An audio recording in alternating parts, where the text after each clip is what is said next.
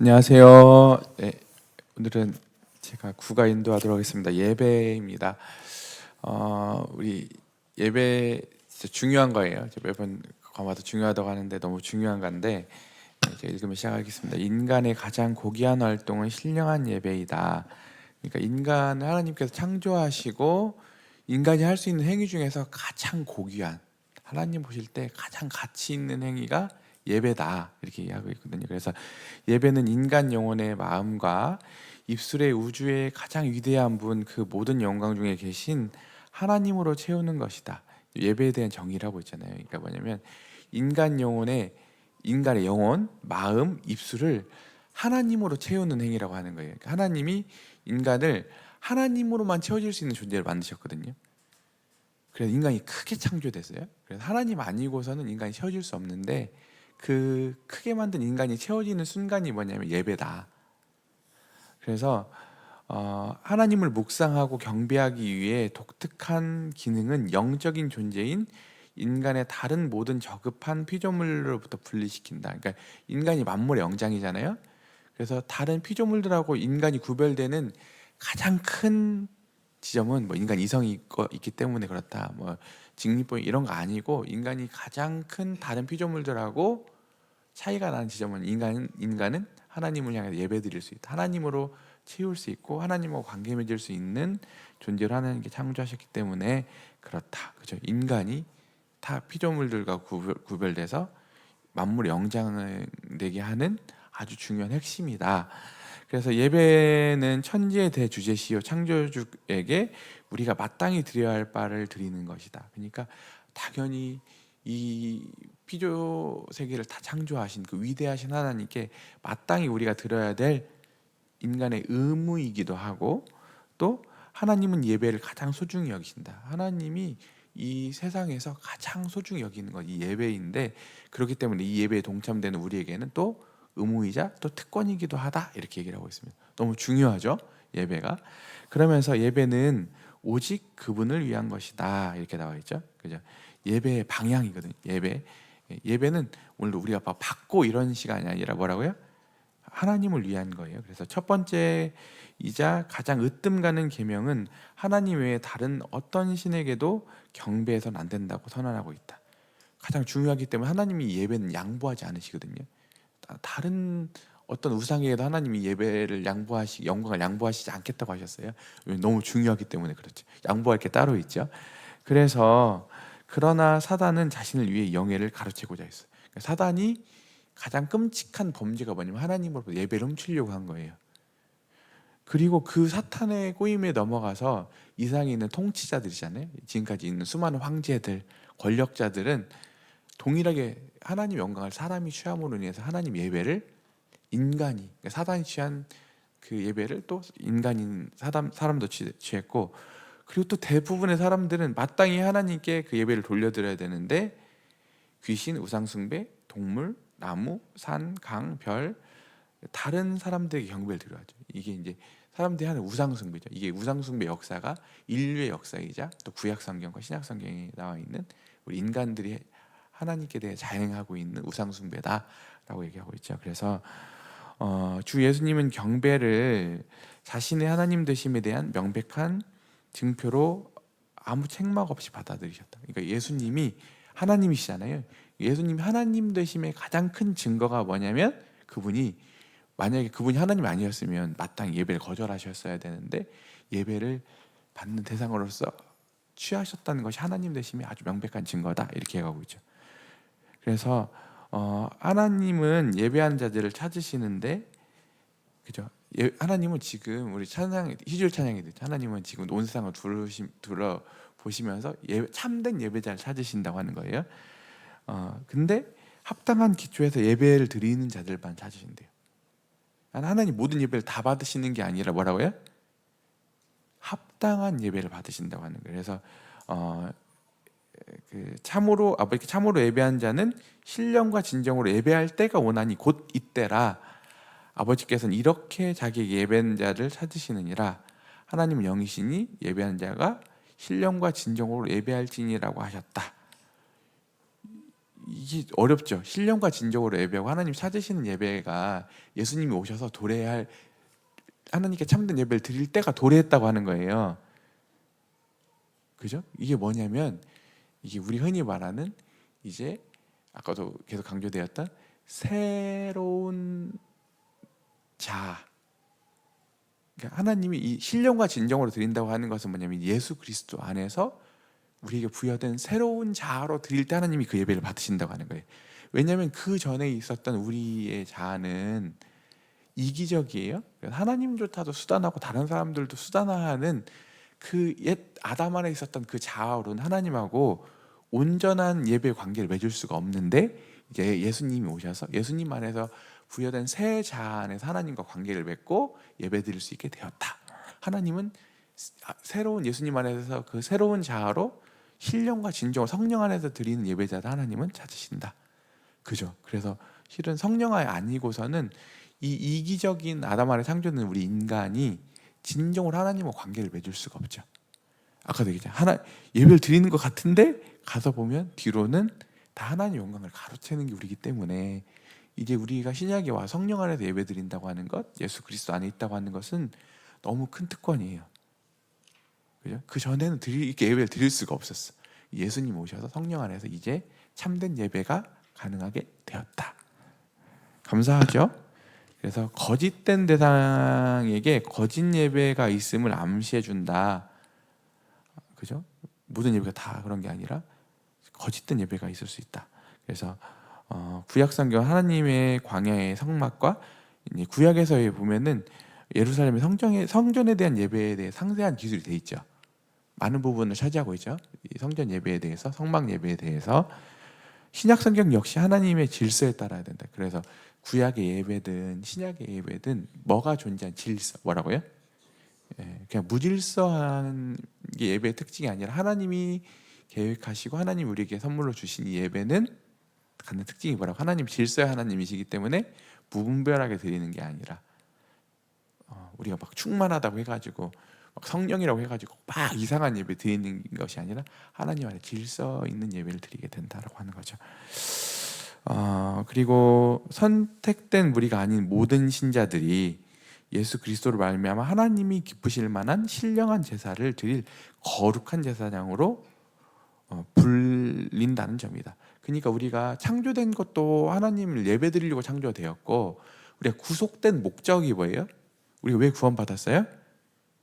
하나님을 기쁘시게 하도록 하는, 하나님 제사 받으실 때 예배 받을 때 기뻐하시거든요. 그걸 드릴 수 있는 제사장이 되기 위해서. 그래서 우리가 성령을 받은 우리 모든 신자들 가르쳐 뭐라고 해요? 만인 제사장, 하나님을 기쁘시게 하는 다 예배자도로 우리가 부르심을 받았다. 아멘이시죠? 네, 그리스도인의 최우선적인 활동은 하나님께 뭐예요? 예배를 드리는 것이다.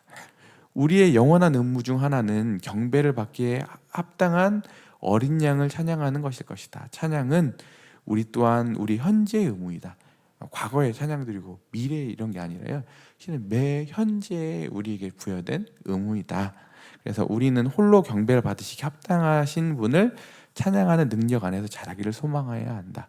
우리가 이렇게 하나님을 예배하고 찬양할 수 있는 게 우리 능력을 하는 게 아니라 성령 안에서 예배가 가능한데, 그 우리를 찬양하게 하는 능력이, 우리를 하나님 예배하는 능력이 동일하게 우리를 어떻게 한다고요? 우리를 영적으로 성숙시키고 자라게 한다고 하는 거예요. 감사하죠. 예배 드릴 때 뭐예요? 영적 성숙이 같이 따라온다. 그래서 예배자로 성장한다는 것은 영적 성장의 중요한 영역이다. 그래서 하나님께 온전한 예배를 드리지 않고 온전한 성장이 있을 수가 없다. 왜 그러냐면 오늘도 예배라고 하는 게 자꾸 우리가 오해가 있는데 어떤 형식이라고 생각하는데, 예배의 본질은 하나님의 임재예요. 뭐라고요? 하나님의 임재인데, 임재라고 하는 것도 오늘 아주 거룩하게 막 분위기 만들고 이런 게 아니라 하나님과 교류하는 거예요. 하나님과 관계 맺는 거예요. 하나님이 우리의 어떤 뭔가를 얻어내고 하나님하고 우리가 거래하고 우리가 두렵고 이런 존재가 아니라, 하나님이 너무 좋아서 하나님이 우리 아버지 되심으로 인해서 그 관계가 좋아서 하나님하고 관계 맺는 거거든요. 그러니까 하나님하고 관계 맺을 때 우리가 인격적으로 성숙하고 성장할 수 있는 거잖아요. 그래서 예배를 어떤 형식으로 이해하면 안 되고요. 뭐라고요? 하나님하고 관계다. 하나님 관계다 이렇게 하시면 좋아요. 예. 그래서 예배의 의미는 예배는 무엇인가? 많은 신자들은 예배를 설교, 성가대, 찬양 등에 포함되는 교회의 주일 오전 행사를 생각하는 경향이 종종 이렇게 많지. 일상적으로 이렇게 쓰잖아요. 예배 보러 간다, 예배 드리러 간다. 이는 종종 오전 예배로 불린다. 물론 신자는 이 시간에 조용히 혹은 찬송을 부르며 하나님께 진정을 예배 드릴 수 있어요. 그죠? 이것도 예배긴 한데 그러나 교회 의식은 성경에서 말하는 예배 개념과 거리가 멀다. 그래서 예배는 어떤 높은 대상에게 엎드려 경의를 표현하는 것을 의미한다.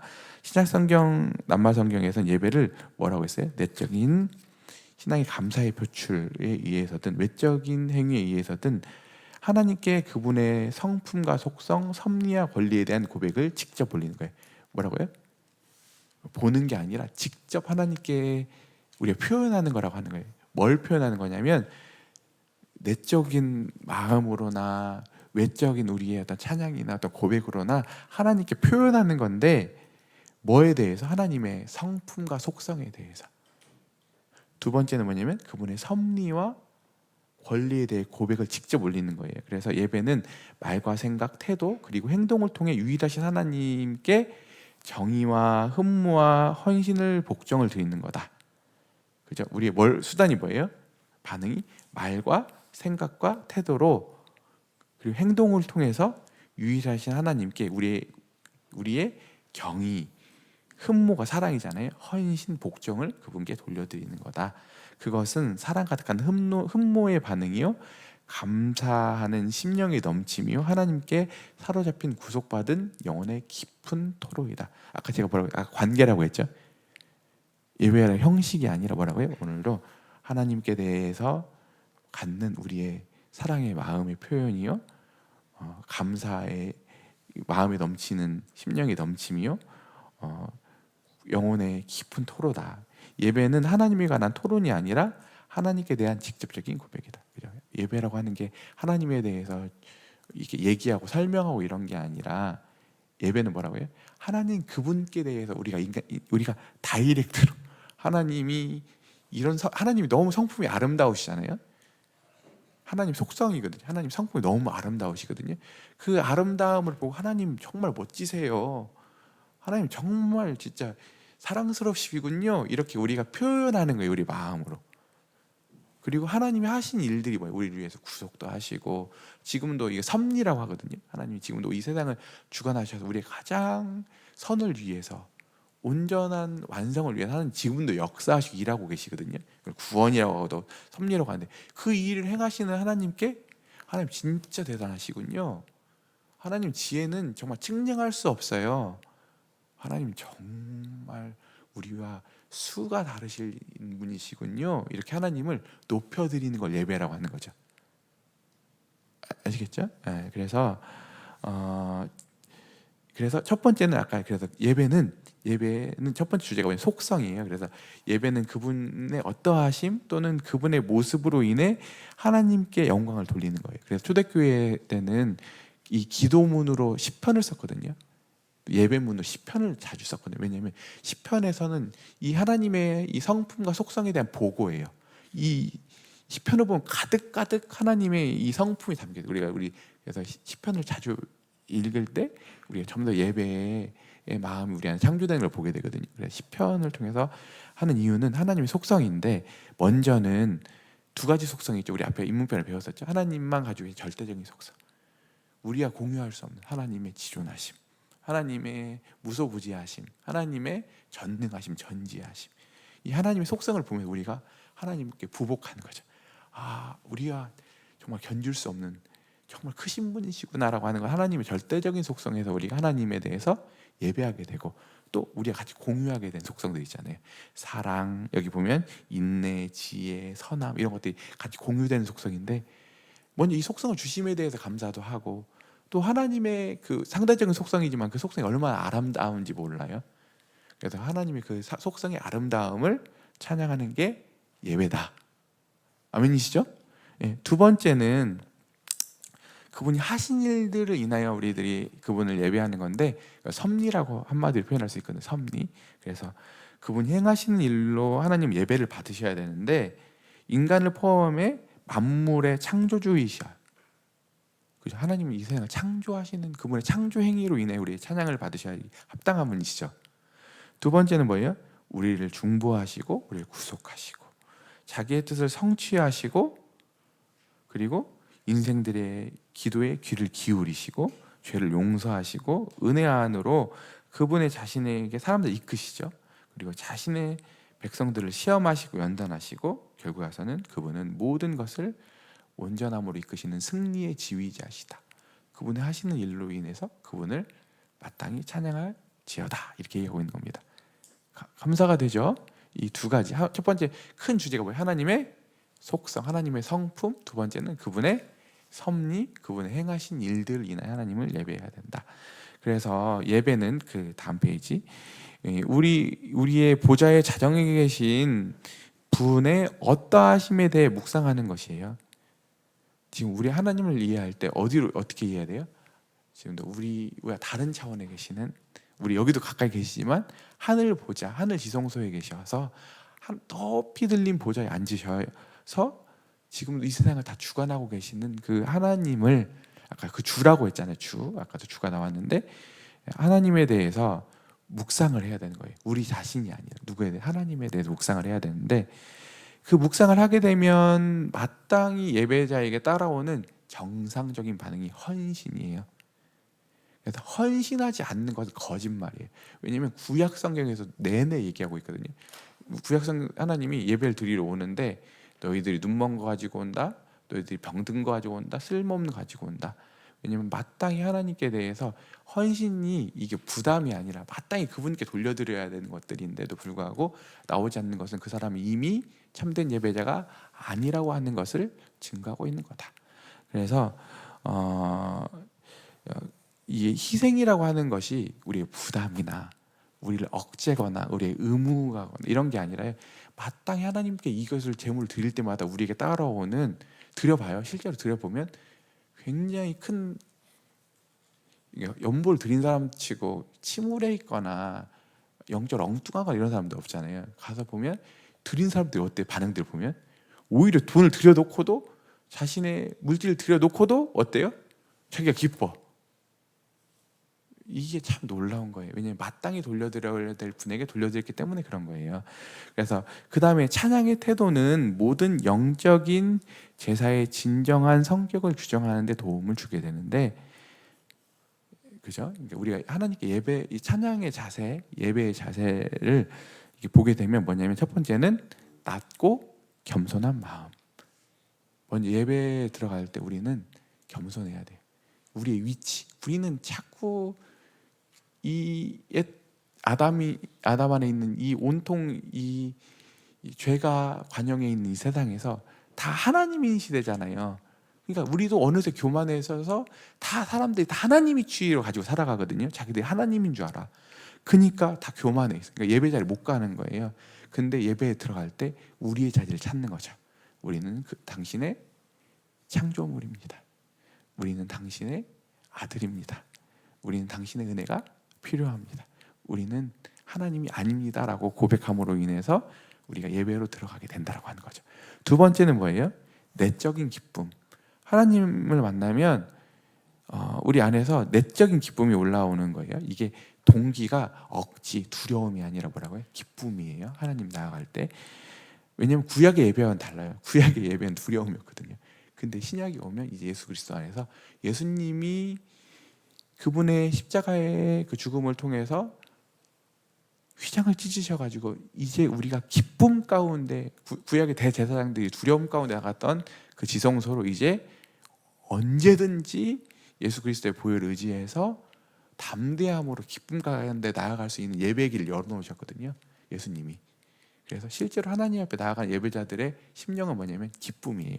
두 번째는 뭐냐면 외적으로는 이제 찬양이 나오는데, 찬양을 여러분 할 때 진짜 다 그럴 수는 없지만 우리가 벅차서 우리의 감정과 우리의 소리가 넘쳐야 된다고 하는 거거든요. 하나님은 까작까작 형식적인 찬양을 받으시는 게 아니라 우리 안에 터져 나오는 찬양을 받길 원하신다. 네 번째는 뭐예요? 깊은 경외심. 그래서 하나님이 존중받으셔야 되잖아요, 그죠? 하나님 만홀히 여길 분이 당연히 하나님은 그분의 존재 자체 그런 분이시잖아요. 그래서 그분께는 경박하지 않아야 돼요, 나아갈 때. 그래서 경박하지 않음이 뒤에 어떻게 나냐면 준비함으로, 자신을 돌아봄으로 나오긴다. 그래서 이 고린도전서에 보면 떡과잔을 뗄 때 병든 사람들도 있고 때로 하나님 데려가시는 사람들이 있는데, 왜냐하면 자신을 돌아보지 않고 덥석덥석 떡을 떼고 예배에 참여했기 때문에 그렇다고 하는 거예요. 어마어마한 영적 실체에 닿을 때 오늘 하나님 임재 앞에 구약에 있는 선지자들은 하나님 보지도 못했잖아요. 제대로 보여달라고 하니까 다 엘리야도 뒷걸음질 치면서 보여주고 모세도 뒷걸음질 치면서 보여주시거든요. 그 하나님의 임재가 오는데 우리가 경박하다고 하는 것은 안 어울리는 거고 두려운 일이거든요. 그래서 우리 자신을 돌아보는 게 기쁨으로 나아야 되지만 동시에 우리가 경외가 있어야 되거든요. 경외는 세상에서 말하는 이런 두려움이 아니라 마땅히 그분의 큰 존재 앞에서 우리가 갖는 합당한 마음의 태도를 얘기한다고 하는 겁니다. 그래서 예배의 형태를 보게 되면 예배는 첫 번째는 개인적인 예배가 있습니다. 뭐라고요? 두 번째는 공적인 예배, 세 번째는 가정 예배가 이렇게 형님이 이렇게 분류를 하고 있어요. 그래서 개인적인 예배는 뭐냐면 예배라고 하는 게 예배당에서만 드리는 게 아니라 삶의 방식으로 발전해야 되는데 하나님 앞에서 즐거워하고 감사드릴 때 찾아온다고 하는 거예요. 그래서 예를 들어 아브라함은 종의 중대한 임무를 성공적으로 마치게 되자 단을 쌓고 예배를 드렸거든요. 아브라함이. 두 번째는 뭐예요? 그런가 하면 제단 한가운데서 하나님께 겸손히 부복하는 때가 있다. 그러니까 우리가 언제 예배를 드려야 되냐면 모든 시간에. 여기서는 뭐예요? 우리가 아주 중대한 인생의 중대 가업을 바쳤을 때도 하나님이 그 일을 지켜주시고 이루셨음을 생각하면서 그때도 예배드려야 돼요. 또 언제? 고난 중에 있을 때, 환난 중에 있을 때도 하나님께 예배를 드려야 된다. 그죠? 그 말이거든요. 우리 언제? All the time. 모든 시간에 하나님 앞에 우리가 예배자로 서야 된다. 그러면서 또 기도에 있어서도 이 예배가 들어오는데, 우리가 아침에 시작할 때 기도하거나 아니면 저녁에 마칠 때 기도하잖아요. 그 기도할 때 주기도문을 보게 되면 앞에 뭘로 시작해요? 하나님을 위한 간구, 예배로 시작하잖아요. 우리의 기도도 예배가 돼야 된다. 간청도 들어가야 되지만 먼저 뭘로 시작돼야 된다? 하나님을 위한 예배로 들어가야 된다라고 얘기하고 있습니다. 그래서 찬양은 하나님께 드리는 거룩한 제사이다. 이러므로 우리가 예수로 말미암아 항상 참매 제사를 하나님께 드리자. 이는 그 이름을 증거하는 입술의 열매니라. 그래서 우리가 하나님께 대해서 예배하게 되면 첫 번째 뭘로 나오게 되냐면 입술로 나온다고 하는 거예요. 제일 먼저 갖고 온 게 입술이거든요. 마음으로 믿어 의이루고 입으로 시인한다고 되어 있거든요. 먼저 입으로 나오게 돼요. 그 다음에는 그 예배가 어디로 나오게 되냐면 몸으로. 로마서에 나오잖아요. 너희 몸을 거룩한 하나님이 기뻐하시는 산 예배로, 산 제사로 드리십시오. 그래서 우리가 하나님 예배드리게 되면 온 몸을 통해서 하나님을, 내 전 존재를 통해서 하나님을 기쁘시게 해드리기를 원한다. 그 다음에 뭐예요? 정직한 건 뭐냐면 물질이에요. 여기서 다시 얘기하잖아요, 그죠? 그리스도 이름으로 주님의 사역에 드려진 물질도 하나님께 향기로운 제사가 된다라고 하는 거죠.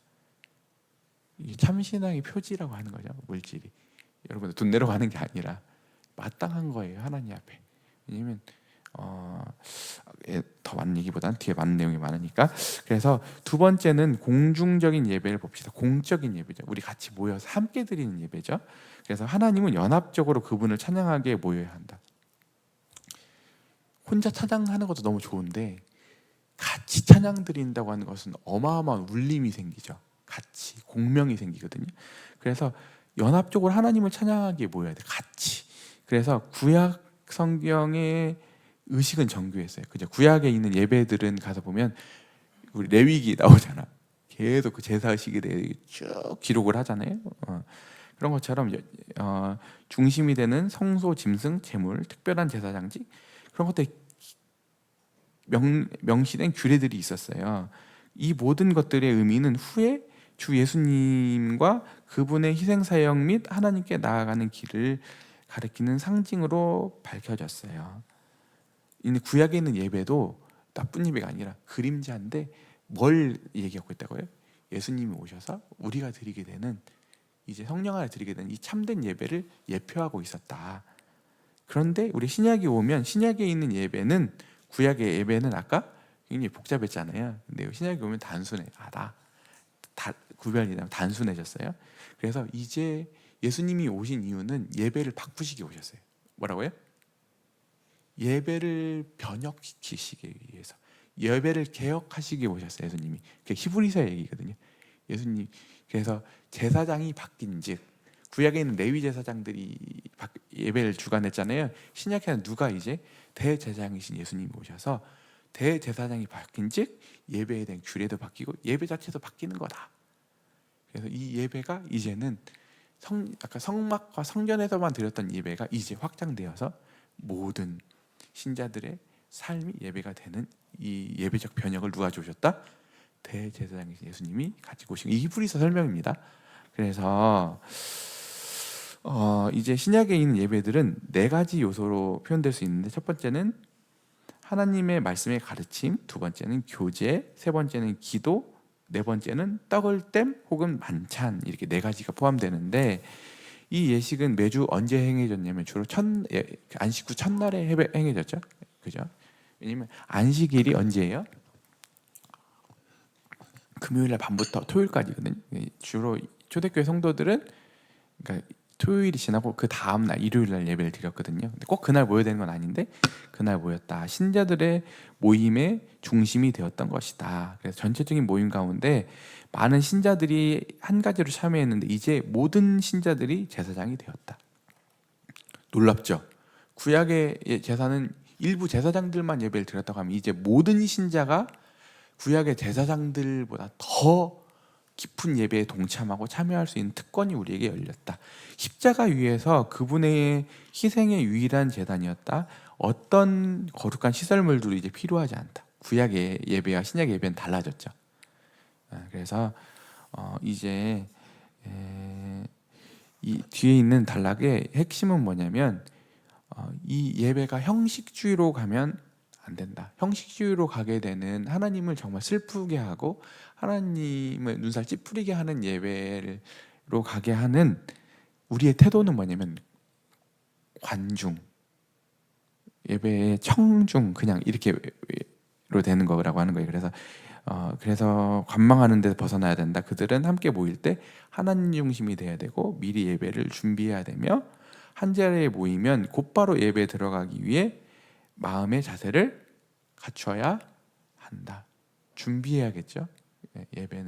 예배의 아주 중요한 부분, 우리 회복해야 될 부분들 하나, 적용해야 될 부분 하나 뭐예요? 이제 예배할 때 그냥 와가지고 막 형식이니까 오고 막 헐레벌떡 오고 이런 게 아니라, 예배할 때 어떤 마음, 기대하고 준비하고, 때로는 우리가 뭐 양복 다 갖춰 입을 건 아닌데 할 수 있으면 올 때 여러모로 하나님 앞에 마음을 담아서 오는 이런 자세들도 필요한 것 같아요.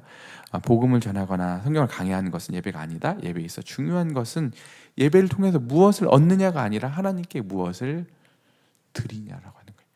맨날 받잖아, 우리 하나님 앞에 구원도 받고 사랑도 받고 모든 공급하심을 다 받잖아요. 근데 이 시간은 뭐하러 오는 거예요? 하나님 앞에 돌려드리는 거예요.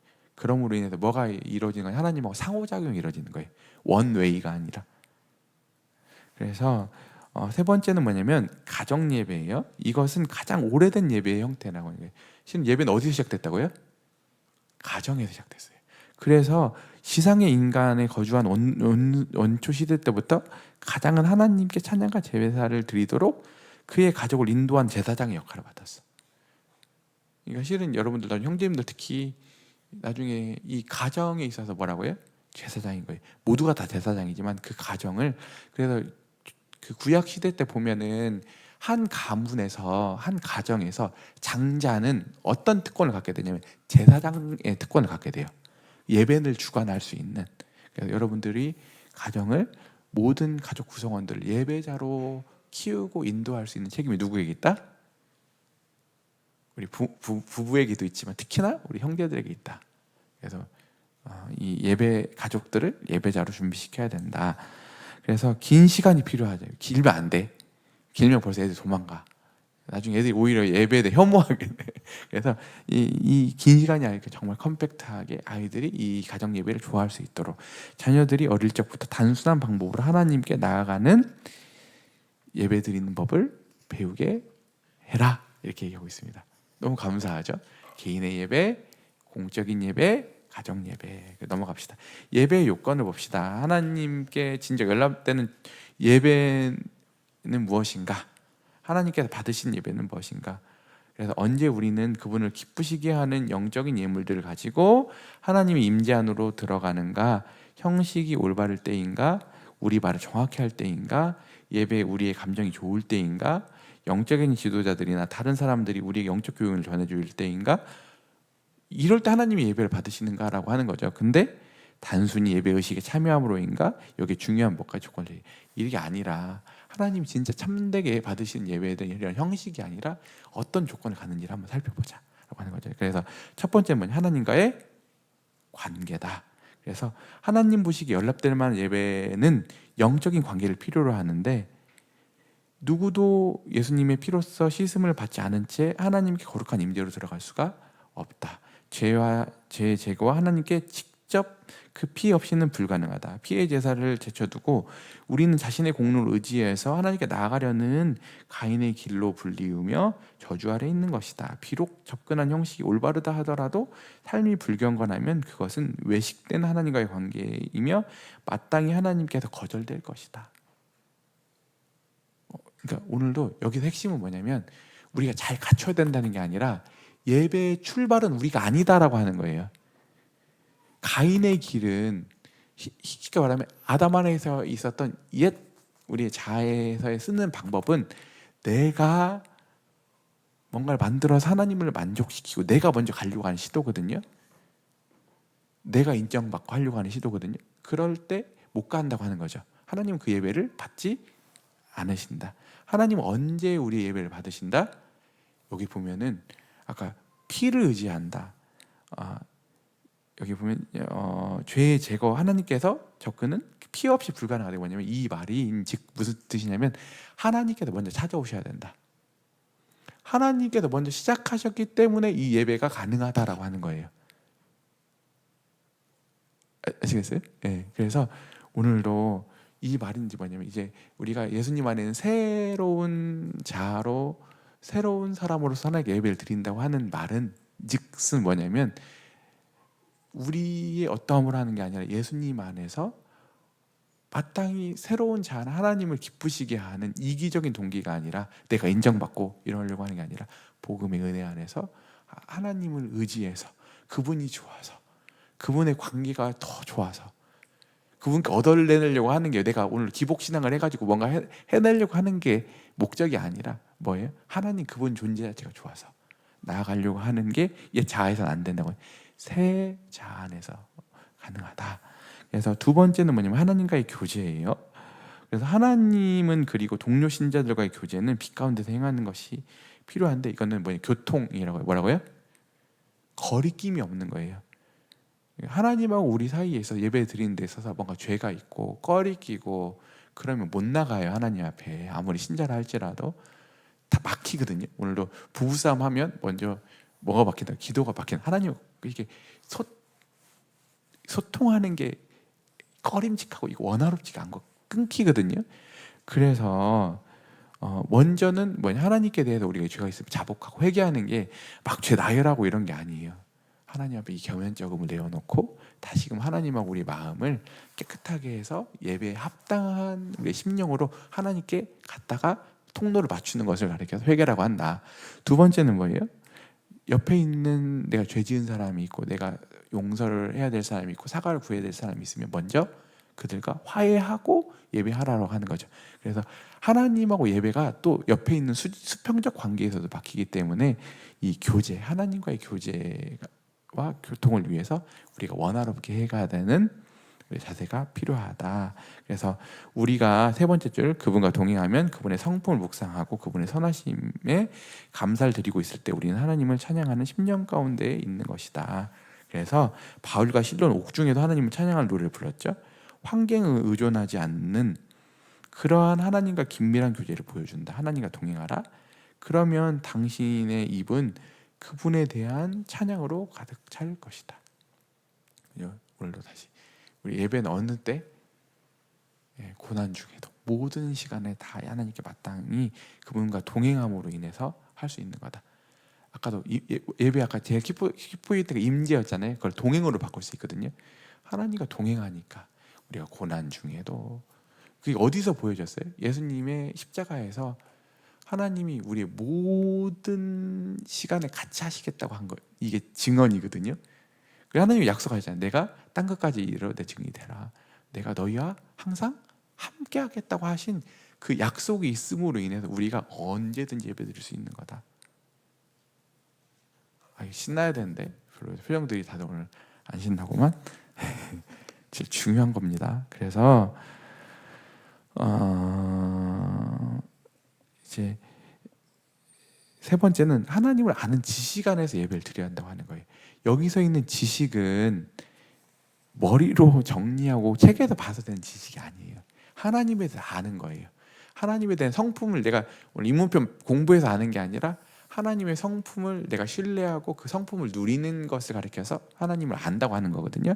그래서 경험적으로 알아가는데 잘해야 돼요. 그래서 지식 안에서 성장하라는 요청을 받고 있어요. 이 지식은 계속 자라나요. 왜냐하면 하나님의 지식은 평생 자라나가요. 왜냐하면 하나님이 오셔가지고 한순간만 우리에게 임재하시고 우리를 고치시는 게 아니라 우리가 아브라함과 이삭과 야곱의 하나님이라고 했을 때 왜 그 말을 쓰냐면 한 인생 전체를 개입하셔서 그 인생을 책임지시고 그 안에서 경험되신 하나님을 얘기하고 있기 때문에 그래요. 그러니까 오늘도 우리가 해가는 하나님에 대한 지식이 예배자로 계속 성장하는 건 뭐냐면 계속 하나님에 대한 지식이 계속 쌓여가는 거예요. 하나님과 교제하고 하나님과 교류하려면 하나님이 알아야 되는 거잖아요. 그래서 성경에서 정말 중요한 건 뭐냐면 하나님에 대한 지식이다. 그래서 그분을 위해서 번제를 드리는 것보다 뭐가 더 중요해요? 그러니까 여기서 말하는 건 뭐냐면 하나님을 위한 열심보다 하나님에 대해 무엇을 하는 것보다 더 중요한 건 뭐냐면 먼저 선제되는 게 뭐예요? 하나님을 아는 거다. 그럴 때 더 깊은 예배로 들어갈 수 있다. 그래서 놀랍게 여기 하나 더, 그 다음이 너무 중요해요. 우리가 주 예수 그리스도를 진정으로 알 때 우리는 실로 독특한 방법을 하나님을 알게 돼. 하나님을 알아야 되는데 히브리서 딱 피게 되면 히브리서 첫 말이 뭔지 알아요? 첫 장. 과거에 우리 조상들에게 여러 모양으로 말씀하시는 하나님이 마지막 때에 예수 그리스도를 통해서 우리에게 말씀해 주셨다. 예수님 안에서 하나님에 대한 지식이 과거의 선지자들을 통해서 여러 모양으로 여러 봉을 계시 받았던 구약에 있었던 사람들하고는 비교도 안 되게 예수님에 통해서 하나님에 대해서 우리들이 깊이 더 진정으로 잘 알 수 있는 길이 열렸다. 그 예수님을 통해서 진정한 예배로 신약에서 목차하고 있는 그 참된 예배로 들어갈 수 있는 키가 누구에게 있는 거예요? 예수님에게 있다. 그래서 예수님을 보게 되면 너무 많은 것들이 드러나요. 그래서 은혜, 사랑, 거룩, 자비 등과 같은 하나님의 속성은 성경에서 가장 영광스러운 예배의 소재들로서 손꼽힌다. 예수님 안에서 하나님이 어떤 분이신지가 더 물씬 그 빛이 더 드러났어요. 그래서 하나님의 어린 양 대신 하나님의 아들의 영화로움은 신약 성경의 예배의 문구들의 주제이다. 그분은 놀랍고 영광스러운 주님이시며 우리의 찬양의 질을 높이기 위해, 우리의 예배의 질을 높이기 위해 그분에 대해 관심을 더욱 가지고 더 많은 것을 배울 필요가 있다. 예수님을 알아가면 알아갈수록 우리의 뭐가 늘어난다? 우리의 지식이 늘고 우리의 예배가 늘어난다. 우리 예배가 성숙한다. 예배가 잘한다. 예수님을 아는 게 키워드겠죠. 너무 중요하죠. 그죠? 네 번째는 뭐예요? 하나님께 대한 감사죠. 이제 그래서 여러분들이 감사가 없는 이유는 뭔지 알아요? 여러분들이 감사할 이유는 뭐냐면 내가 죄인이었다고 까먹기 때문에 그래야 돼. 빵점짜리 까먹기 때문에 그런 거예요. 이게 뭐냐면 내 자아에 중심돼 가지고 살아가기 때문에 온통 탐욕스럽고 실은 내 중심을 보기 때문에 하나님 하신 일들이 그 수두룩 빽빽함에도 불구하고 하나님께 감사를 돌려드리지 않아. 그래서 로마서의 첫 표현이 뭐예요? 죄인의 특징? 감사치도 아니하고. 근데 이제 예배가 회복되고 예배가 시작되면 뭐가 우리의 심령이 뭐냐면 감사해, 감사. 모든 게 다 감사해. 당연한 게 없어. 우리 찬양에도 나오잖아요. 그래서 주 예수님은 배은망덕과 감사 결의에 대해 민감해. 하나님이 진짜 싫어하시는 게 뭐냐면 배은망덕을 진짜 싫어하시거든요. 그래서 그러므로 감사하는 신자는 찬양함으로 그분의 궁정에 들어가기를 사모할 것이다. 그래서 진짜 이 예배를 맛본 사람, 이 감사에 있는 사람은 감사함으로 하나님의 그 임재와 더 깊은 하나님을 경험하고 그분을 느끼고 그분께 말씀드리고 그분과 교류하고 그분의 아름다움이 그냥 느껴지고 이런 임재로 어떻게 된다고요? 사모하게 된다. 그래서 우리는 하나님께 영광을 드리기를 소원한다. 만일 당신의 받은 축복을 헤아리고 당신을 축복하시는 분 안에 즐거워한다면 그때 당신은 주님을 찬양하고 그분의 이름을 높일 수 있다. 너무 감사하죠. 우리가 이제 예수님 안에서 이런 예배로 초청되고 이렇게 예배를 드릴 수 있는 게 특권이에요. 예배가 특권이라고 하는 게 말로만 특권이 아니라 왜 특권인지 알겠죠.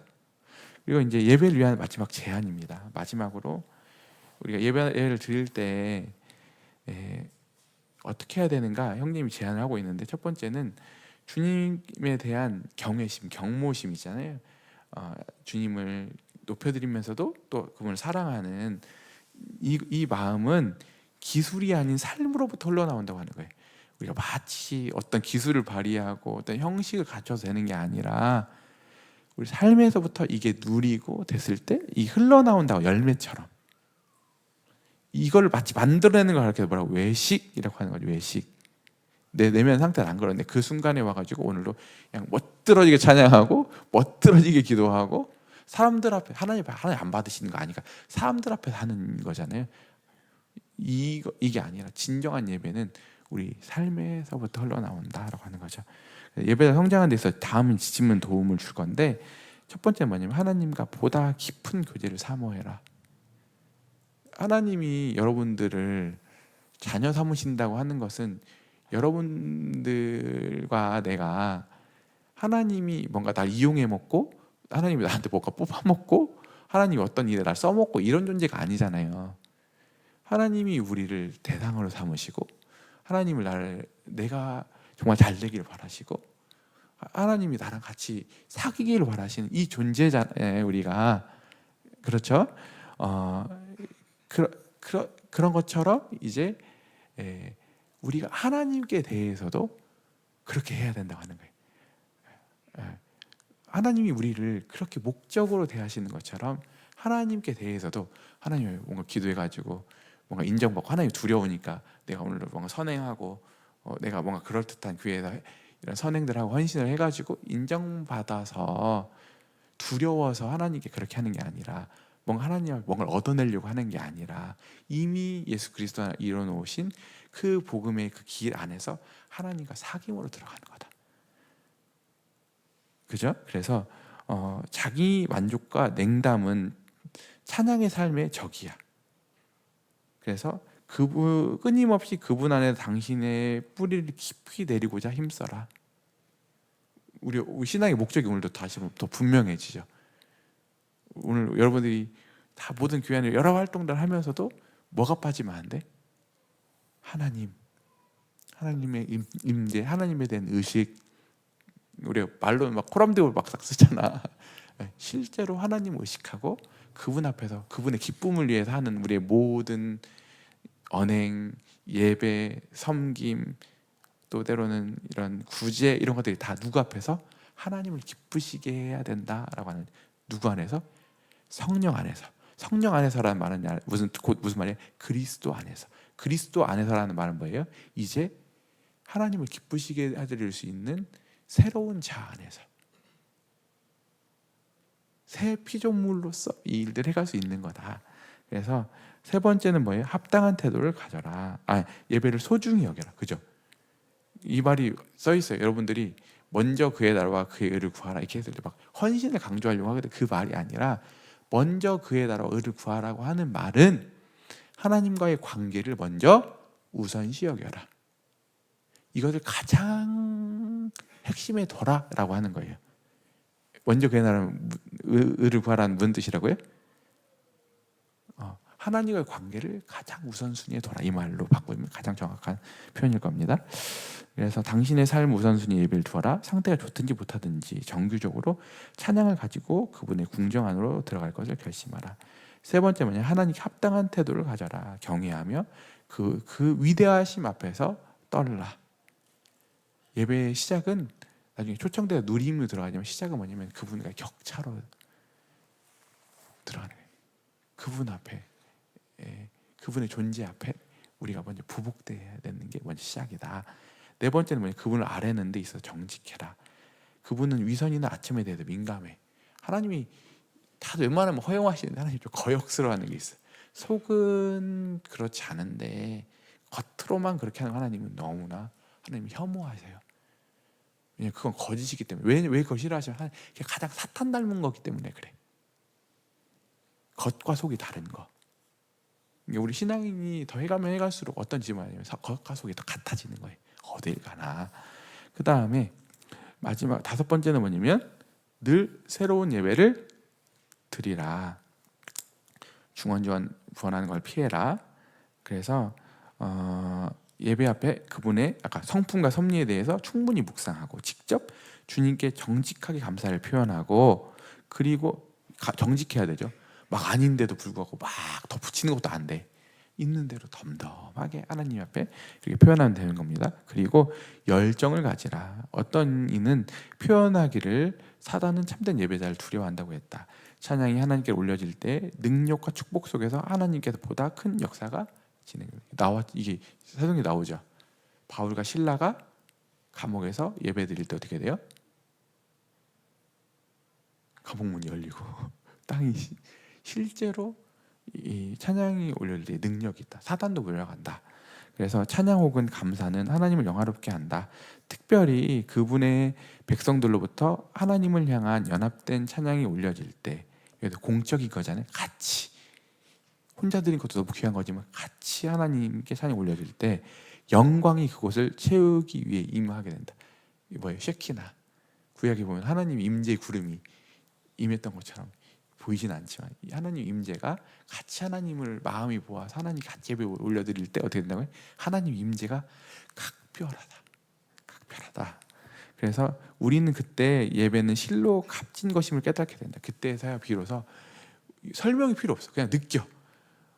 회복이 일어나고 하나님 임재가 드러나고 기쁨이 충만하고, 우리 예배가 그렇게 돼야 돼. 실은 가장 나중에 가보면 비참해지는 예배가 형식으로만 남으면 교회 와도 회복도 없고 다들 그냥 비실비실하거든요. 근데 교회 예배만 살아있어도 어떻게 되는 거예요? 참여만 해도 그 안에서 다들 빛을 얻고 돌아가는 거예요. 영광을 얻고 돌아가는 거예요. 그래서 예배야말로 하나님께서 최고의 영광을 받으시는 장이고, 그분이 이 보배로운 사역으로 우리 모두를 초청하셨다, 부르셨다. 여기 있는 형제자매들 모두 다 뭐로 부르셨다? 하나님을 진정 예배하는 제사장으로, 예배자로 우리를 부르셨다. 이게 하나님이 우리를 창조하신 첫 번째 목적이시다. 구속한 첫 번째 목적이시다. 아시겠죠? 창조의 목적, 구속의 목적. 창조의 첫 번째 목적, 구속의 첫 번째 목적이다. 이 합당하게 살았을 때 가장 우리답고 가장 하나님을 기쁘시게 하는 게 하나님을 예배하는 거다. 너무 감사하죠. 우리 오늘 다시금 우리 청년들이 오늘 다시 이 화요일 날이지만 이 열기를 다시 묵상하고 오늘 듣고 끝내는 게 아니라 정말 예배자로서 나머지 있는 삶을 살아서 오늘 나머지 성도들이 같이 예배에 불길처럼 같이 참여할 수 있도록 여러분들이 준비되어서 여러분들의 표정과 와서 하는 몸짓들과 여러분들이 하는 말과 우리 하는 모든 행동들이, 여기 와서 하는 모든 만남들이 하나님을 예배로 초청하는 청년들의 섬김의 사역이 되었으면 좋겠습니다. 그렇게 하시겠죠? 네, 그렇게 되게 축복합니다. 네.